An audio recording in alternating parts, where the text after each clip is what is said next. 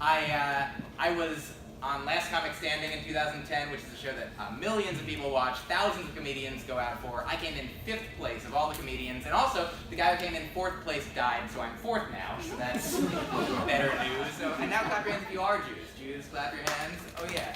So everybody else see the non-Jews again? Okay, get them. Don't do that.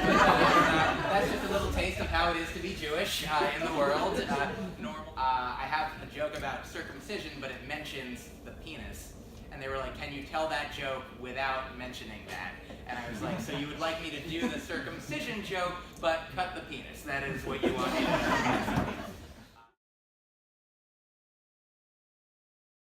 When there's a quote that I love from the book The Prophet by Hillel, which says, the greater that sorrow carves into your being, the more joy you can contain. So as a people, Jews and many other groups of marginalized people have faced lots of struggles, lots of sorrow, lots of suffering, and those things aren't always, but sometimes can be converted, alchemized into joy, into laughter, into comedy. Obviously, there was a thing I heard once, an Israeli newspaper responded when an Iranian newspaper years ago had a Holocaust joke contest. They were like, and it was not well intentioned. It was like, send us your best Holocaust jokes to this Iranian newspaper.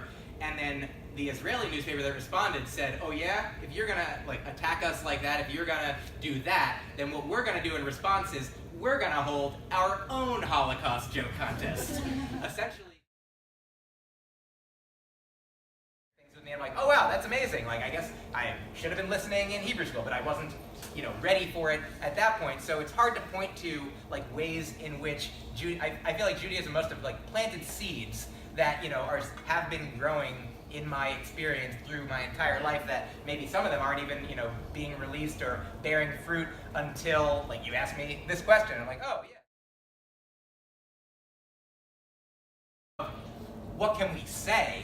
Like, you can say anything, and the question is like, then what do people, if a comedian says something that seems like it crosses somebody's line, like if it seems anti-Semitic, or racist, or transphobic, or sexist, or homophobic, and it could be, like there's certainly, historically, comedians and humans, society, people have been saying things that are like this, and I feel like now we live in a time where we can be more aware, like where there are people who were born, long before the internet, and there are people who were born after the internet. There's digital natives, and there's, digital immigrants, I suppose, where, we all are coming from different places in time and space, and so when people ask questions like, where is the line, I think the answer, the answer is a question also, like, where is your line? Where do you think it is?